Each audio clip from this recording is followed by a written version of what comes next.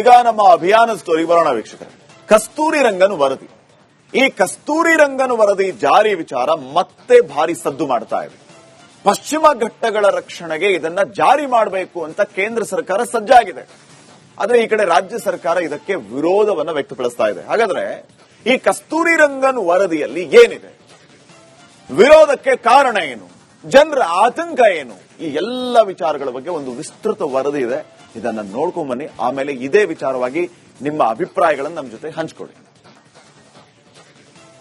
ವೈಜ್ಞಾನಿಕವಾಗಿ ಮಾಡಿದ್ರೆ ಸಮಸ್ಯೆ ಇರಲಿಲ್ಲ. ಕಸ್ತೂರಿ ರಂಗನ್ ರಿಪೋರ್ಟ್ಗಳಿಗೆ ನಿಮ್ಮ ತೋಟ ಇದ್ರೆ ನಿಮ್ಮ ತೋಟಕ್ಕೆ ಮುಟ್ಟಲ್ಲ ಅವರು. ನಿಮ್ಮ ತೋಟ ನೀವು ಹೆಂಗಿದ್ರೆ ಹಂಗೆ ನೋಡ್ಕೋತಾರೆ. ನನಗೆ ಗೊತ್ತಿರೋ ಹಂಗೆ ನಾನು ನನ್ನ ಇಡೀ ಜೀವನ ಅದಕ್ಕೆ ಮುಡುಪಾಗಿ ಇಟ್ಕೊಂಡಿದ್ದೀನಿ. ಸೊ ನಾನು ಅಲ್ಲಿ ಓಡಾಡಿದ್ದೀನಿ. ಕಸ್ತೂರಿ ರಂಗನ್ ವರದಿ ಜಾರಿಗೆ ಕೇಂದ್ರ ಸಜ್ಜು. ಕೇಂದ್ರದ ನಿರ್ಧಾರಕ್ಕೆ ರಾಜ್ಯ ಸರ್ಕಾರ ವಿರೋಧ. ಕಸ್ತೂರಿ ರಂಗನ್ ವರದಿ ಹಲವು ವರ್ಷಗಳಿಂದ ಚರ್ಚೆಯಲ್ಲಿರುವ ವಿಷಯ. ಈ ವರದಿ ಬಗ್ಗೆ ಈಗಾಗಲೇ ಪರ ವಿರೋಧದ ಕೂಗು ಕೇಳಿಬಂದಿವೆ.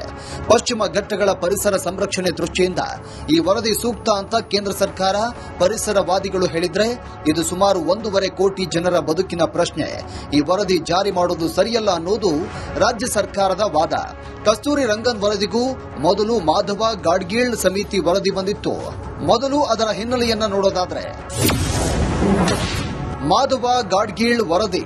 ಪಶ್ಚಿಮ ಘಟ್ಟಗಳ ಪರಿಸರ ಸಂರಕ್ಷಣೆಯೇ ನಮ್ಮ ಉದ್ದೇಶ ಅಂತ ಕೇಂದ್ರ ಸರ್ಕಾರ ಒಂದು ಸಮಿತಿ ರಚನೆ ಮಾಡಿತ್ತು. ಪರಿಸರ ತಜ್ಞ ಮಾಧವ ಗಾಡ್ಗೀಳ್ ನೇತೃತ್ವದ ಈ ಸಮಿತಿ 2011 ಆಗಸ್ಟ್ 31ರಂದು ತನ್ನ ವರದಿಯನ್ನ ಸಲ್ಲಿಸಿತ್ತು.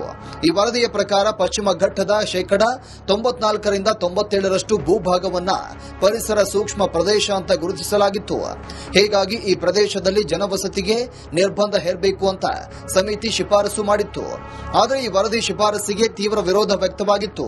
ಬಳಿಕ ವರದಿಯನ್ನ ಮನಮೋಹನ್ ಸಿಂಗ್ ನೇತೃತ್ವದ ಅಂದಿನ ಕೇಂದ್ರ ಸರ್ಕಾರ ತಿರಸ್ಕಾರ ಮಾಡಿತ್ತು.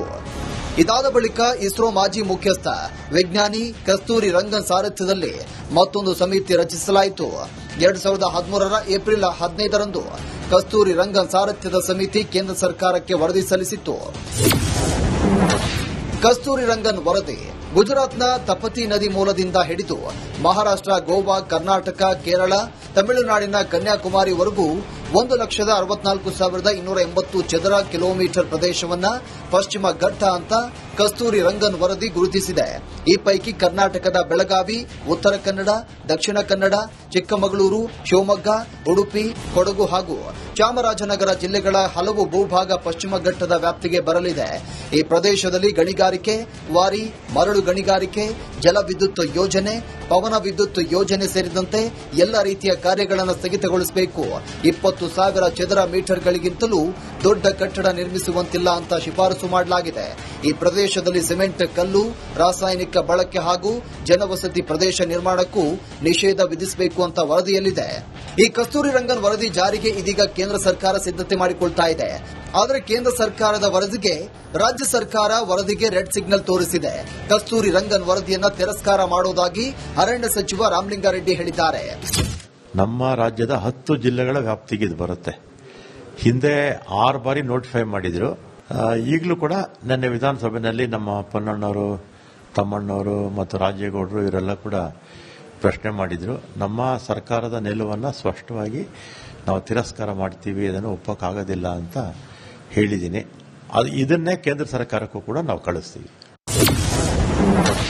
ಕಸ್ತೂರಿ ರಂಗನ್ ವರದಿ ಜಾರಿಗೆ ಪರಿಸರವಾದಿಗಳ ಆಗ್ರಹ.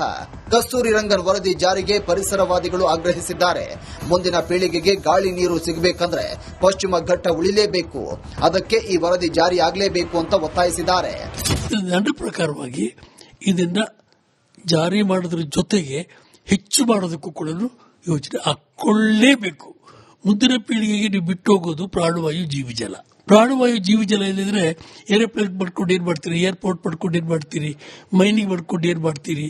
ಕಸ್ತೂರಿ ರಂಗನ್ ಕಮಿಷನ್ ರಿಪೋರ್ಟ್ ಪ್ರಕಾರ ಕರ್ನಾಟಕದಲ್ಲಿ ಸುಮಾರು 10 ಜಿಲ್ಲೆಗಳು 1,533 ಗ್ರಾಮಗಳು ನೋಟಿಫೈ ಆಗಿದೆ.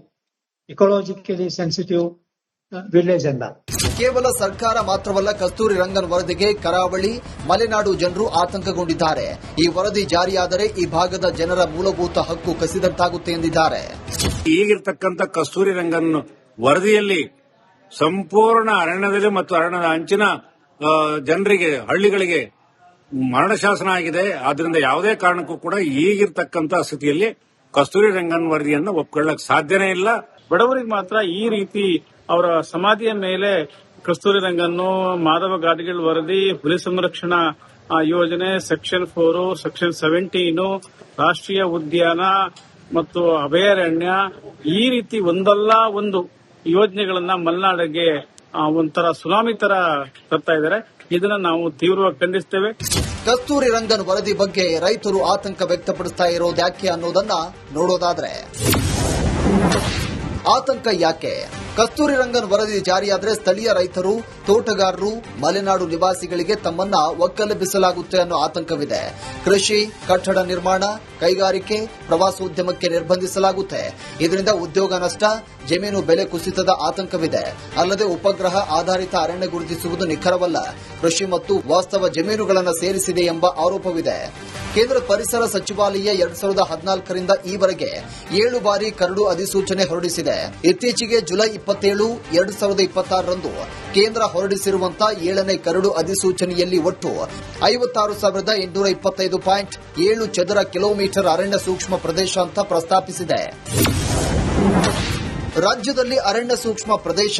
ರಾಜ್ಯದ 10 ಜಿಲ್ಲೆಗಳ ಒಟ್ಟು 1,439 ಗ್ರಾಮಗಳು ಪರಿಸರ ಸೂಕ್ಷ್ಮ ಪ್ರದೇಶಕ್ಕೆ ಸೇರ್ಪಡೆಯಾಗಿವೆ.